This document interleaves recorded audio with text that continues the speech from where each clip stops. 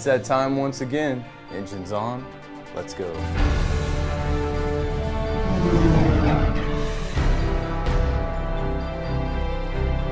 Welcome back to another weekly episode of The Whole Truth. My name is Wes, and it's my job to bring you all the factual news you can handle every week in a concise format.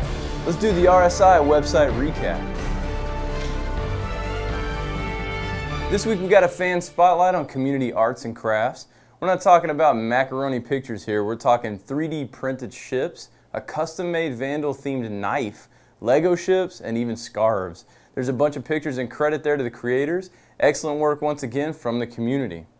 There's a new issue of The Observist, our travel guide to the stars, and this time it features Castra. Castra used to be a frontline military base, but once a couple of systems were overtaken, Castra took a back seat and the military dialed back their operations there to allow civilians to move in. Most of the military structures were repurposed for civilian usage. Sherman, built on top of Ulysses Peak, used to be a major launch point for bombers but has now been demilitarized to be a civilian landing zone for those arriving and leaving the planet. The mountaintop pokes through the clouds and appears to be a floating island in the sky.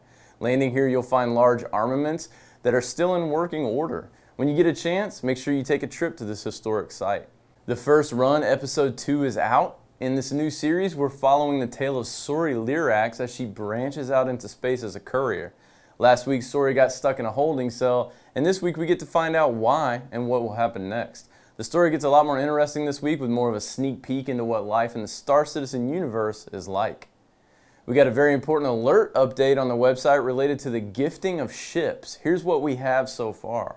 There's a 30-day gift lock on gifting users' first purchases. This is intended to block users who create throwaway accounts to transfer stolen ships and packages. This applies to new accounts and not to existing backers. To eliminate the middleman scams, packages will be giftable only once before they are locked to an account. Gifts prior to May 1st, 2014 will not apply to this limit. Packages and ships purchased using store credit cannot be gifted. This is to prevent people from circumventing the single gift limit by melting items for store credit and then repurchasing them. So there you have it, good or bad?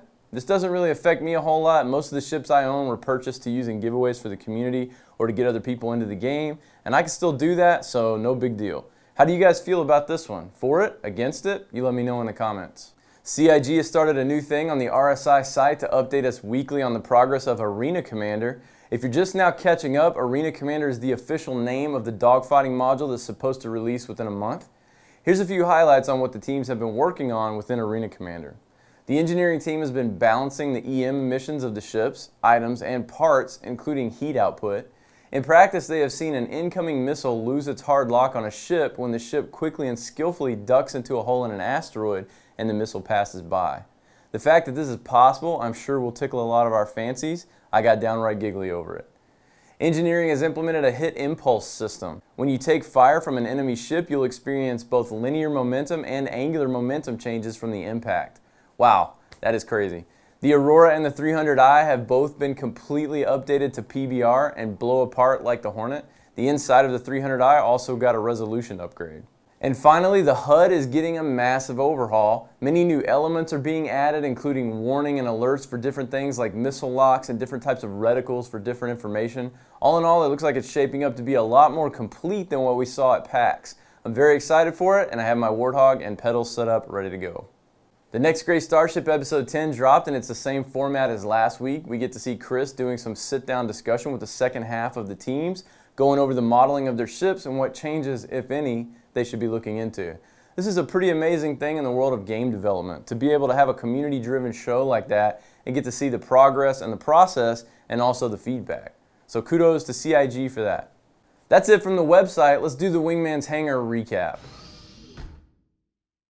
Chris and Aaron Roberts were in Austin to work on some of the mocap stuff for Squadron 42 and participate in the Q&A this week. We'll get to that in a minute. The MVP of the week was Hop Zop for his post Time Capsule lore as a PDF. This is basically all of the time capsule reports from the website in one big PDF. Thanks Hop Zop for supporting your community. Let's do the forum feedback recap. This week, Chris and Aaron Roberts are there to answer all the questions and give us some good answers. I can't imagine insurance companies replacing items that were lost during the commission of a crime. Can you explain how insurance will work for pirates and outlaws?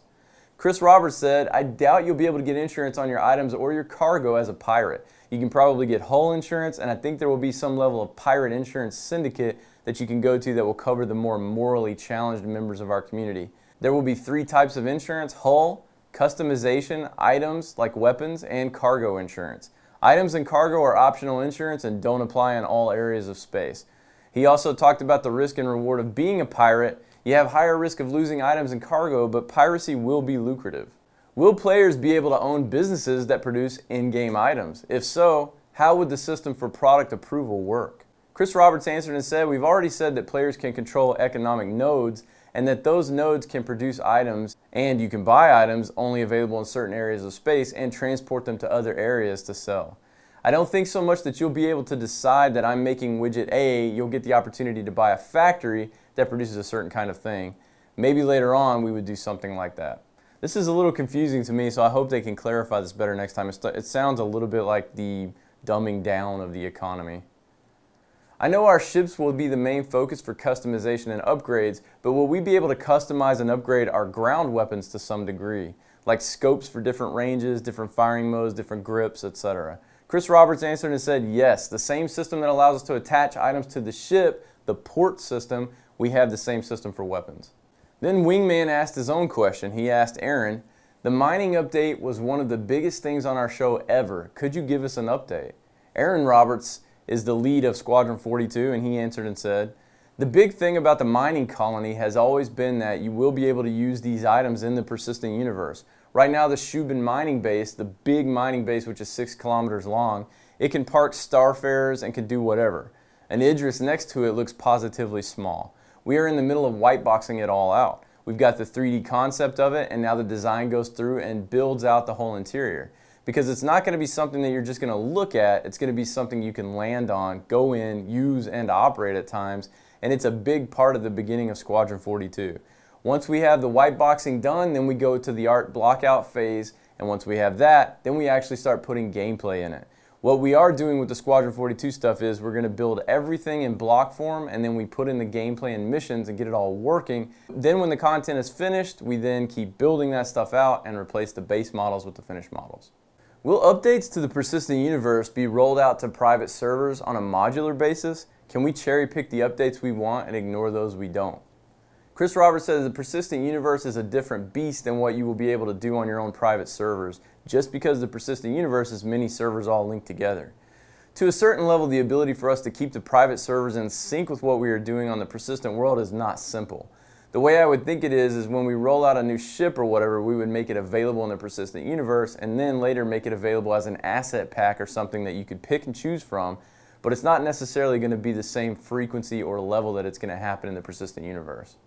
Are there any plans on getting heavy vehicles such as tanks or anything similar into planetary battles? It would be nice to have that diversity on the FPS side.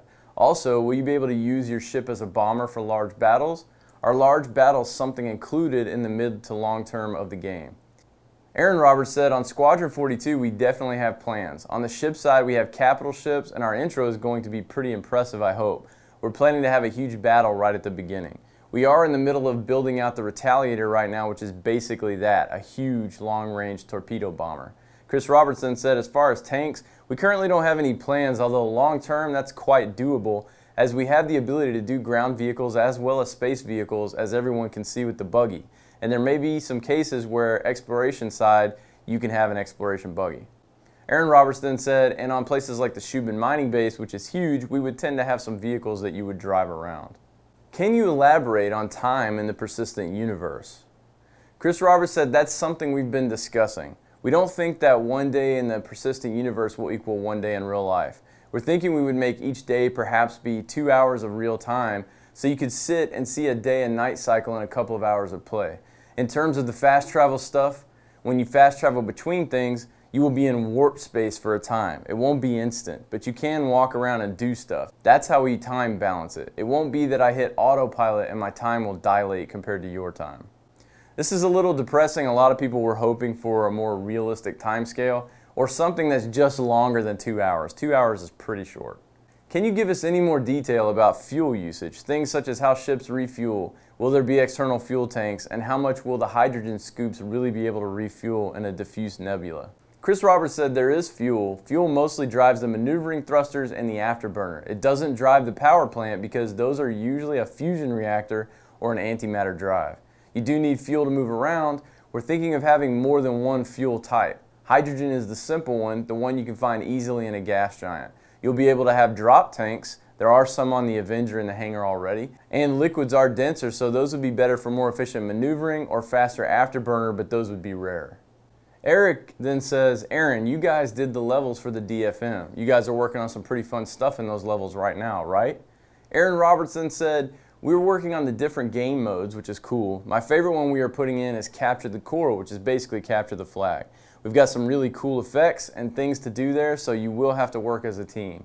And when we've got the AI working in there as well for the Vandal Swarm, at the beginning it starts off easy, but it gets harder and harder as you go along. We'll see if anyone can actually get through all of it.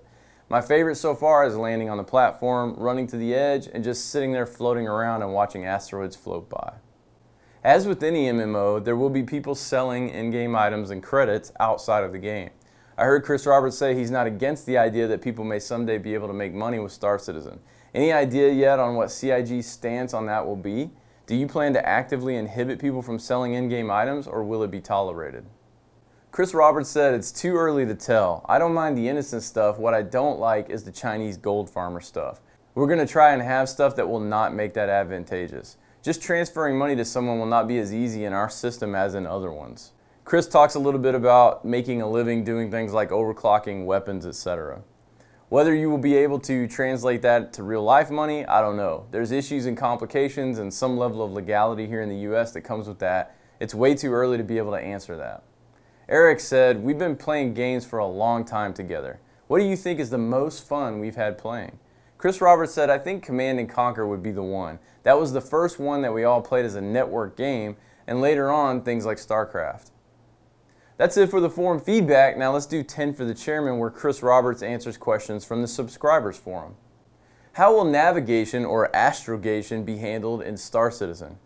Chris said when you're in a system, you will have a system view for navigation, and in your system view, you'll navigate to points of interest. In the old Wing Commander or Privateer model, we would call them nav points. A nav point could be a planet that you're going to orbit around to land, or a jump point, or an asteroid field. What happens in general is that you have a predefined nav point in your nav computer for most of the known systems that are well trodden. What will happen is you can select them and you will warp or autopilot to that area. Of course, you could just fly in that direction, and you basically can map areas of a system.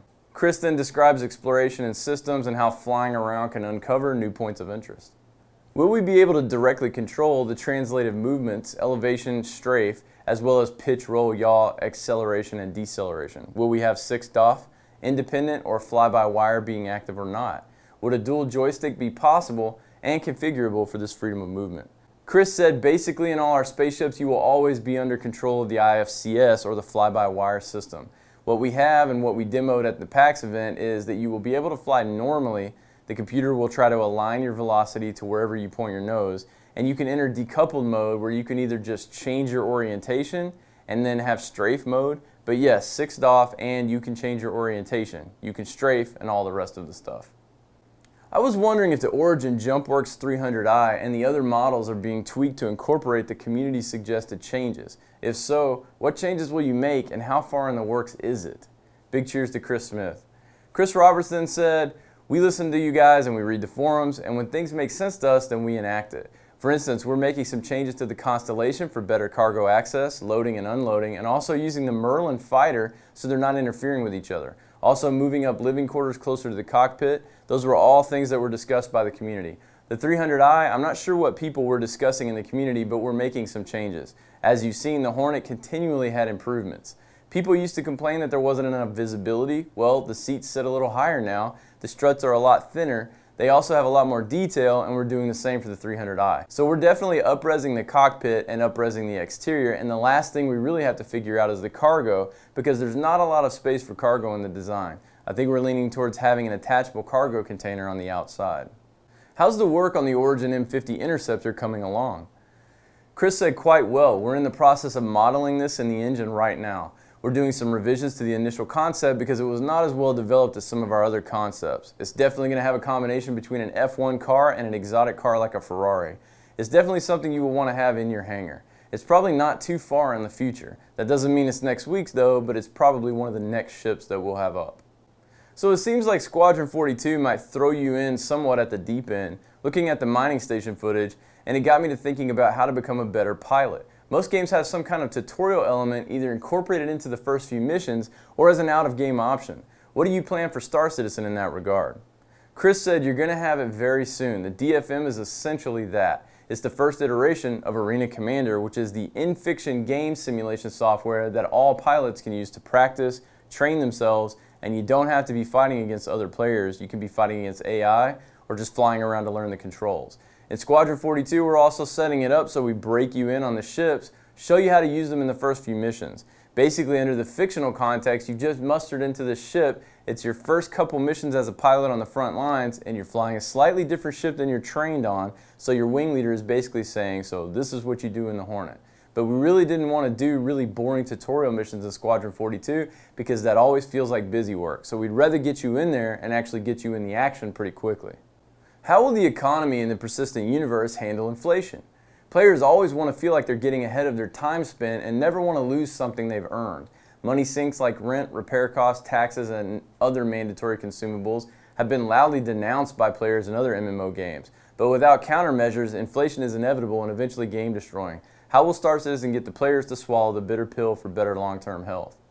Chris said, we're setting up Star Citizen much like the real world. So we actually do have running costs of things like repairing your ship, keeping it up to date. We have taxes in the form of landing fees, trade tariffs depending on where you are. So if you're in a very safe regulated area with law enforcement, it costs a little more to do business there because you're paying for the protection. There is an equivalent of consumables because we have fuel. Now you can go and harvest your own fuel, or you may not have time and so you may just pay to refuel when you're down on the planet. Our hope is that we're not going to have wild inflation because we have consumption as well as production. Whether that is properly balanced is a part of the challenge of the economy we're building. We're building a whole standalone simulator that would interface with our persistent universe server, and we can have a meta view of the galaxy. That's actually not too far off from us testing it internally. Will the weapons produced for the next great starship be available for purchase? If so, when can we expect to see them available? Chris said, I don't know about the weapons. We're definitely planning on the winner of TNGS ship to be in the game, and to be honest with you, some of the ships are so amazing we may get to the point of having the community vote and have more than one of them. Maybe the top team goes back and finishes their weapon with our notes and we go from there. Can we mount Class 4 turrets on Class 5 hardpoints if we're willing to sacrifice firepower for remote turret control? Related to that, can we slave Class 4 turrets to particular gunnery stations? Chris said you definitely can slave Class 4 turrets to different gunnery stations. Whether you can mount a Class 4 turret on a Class 5 hardpoint is completely data driven, so it depends on the ship. You absolutely can have a ship that could say in this hardpoint it can accept either a Class 4 or a Class 5 turret of size 2 or size 3 or whatever, so it's more about the actual ship and what the designers think is applicable. So it wouldn't be a general rule. Some ships, when it has a Class 5 turret, can only accept a Class 5 turret. Some ships may be interchangeable between 5s and 4s.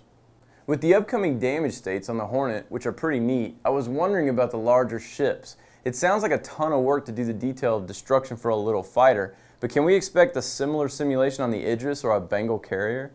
Chris said yes, you can expect a similar level of bits breaking off and damage happening. We are concerned that doing the same level of fidelity as on something like the Hornet is obviously a lot of work on a ship that is a kilometer in size. So we actually have some R&D tasks there that we're going to do a combination of procedural as you hit paneling it gets deformed and then breaking off chunks. We know organizations will be able to tax their members, but where will that income come from? Will that stem from the missions within the verse, or will the org tool cater to setting up salaries, additional contracts, and bonus and lump sum payouts in line with their own predefined structures?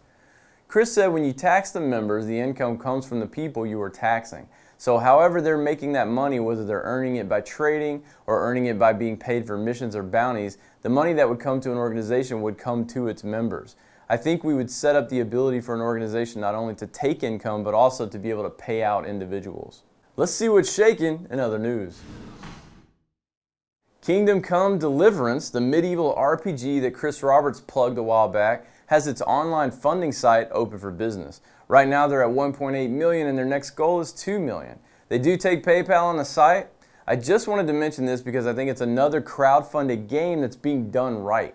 You're not just backing some phantom of a game here, you get actual in-game footage, lots of it, and much detail of the things they've already done. It's very similar to the Star Citizen model for crowdfunding. The team has done live streams showing a lot of gameplay as well. You can compare this to the opposite type of crowdfunding garbage that we see every day, where a company wants $500,000 for an idea. They have no work done and nothing to show for it. I think it's time for that type of crowdfunding to end and for people to demand more out of a company before we give them our hard-earned money. Let's do a little blast from the past this week for some information that new people may not have ever seen or people may have forgotten. Shadow703793 brought up a thread on Reddit referencing Chris's mention of different types of marine armor in the latest TNGS episode. Let's revisit an old update about that very topic straight from CIG entitled, Introducing Your Rsi Spacesuit. This was the $9 million stretch goal way back when. It explains the plans for the spacesuit system, giving statistics for a Class 2 spacesuit, including things like maneuverability, type of HUD software, how long you can last in a vacuum, radiation resistance, and a UEE restriction code of green. Interesting. We get a look at a design document with the planned suit types. It reads as follows. Class 1, basic protection, essentially a plastic bag. Think a Tyvek suit. Class 1 suits protect against vacuum during a hull breach, but they can't be worn for EVA. Class 2, this is the standard suit for non-military pilots. Keeps you safe in the cockpit and it's maneuverable enough in combat. Has limited EVA capabilities, although to do anything effective in 0G, you need attachments that will slow it down. Class 3, heavier civilian suit. A little slower and less maneuverable than the Class 2, but it has increased armor. You'll have a harder time moving around and boarding, but you can take more hits. Class 4, military suit. As seen in the Squadron 42 trailer, this suit is armored to protect against cockpit damage, has various self-repair features, advanced tactical displays, etc. Roughly as effective in EVA as the Class 2 is in boarding operation. Class 5, advanced military suit. This is a much more expensive and rarer class of suit. Think the difference between a standard fighter pilot suit and the ones worn by an SR-71 crew. Class 6, marine armor. Too bulky to wear in a cockpit, but much more effective in boarding operations. A pilot wearing a Class 3 suit might fly a cargo load of his friends in Class 6 suits to attack a freighter. Class 7, heavy marine armor. This is a heavy weapon suit with mech upgrades for carrying heavy weapons. Class 8, full-blown EVA suit, similar to a modern spacesuit with an MMU.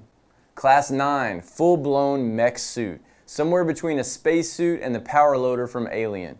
These repair the outsides of large ships, move heavy objects in hangars, and so on. So all of that sounds freaking amazing. There's a lot more to this game than just spaceships. Let's do the r/Star Citizen post of the week. This week it goes to Geek Domo for his podcast, Starcast. He had Ben Lesnick and James Pugh, the assistant community manager, on the show and spent a whopping 2 hours with those guys. Thanks to Mr. Snagglepuss for posting this on Reddit for us. Thanks to Geek Domo for putting out the effort to make stuff like this for the community. As always, you can find links to everything I've talked about today down in the info section. That wraps it up for another Monday episode of The Whole Truth. Once again, thank you all for the wonderful and caring words as well as the support. I appreciate it greatly, and you guys are the reason I do this. See you later, Space Cowboy.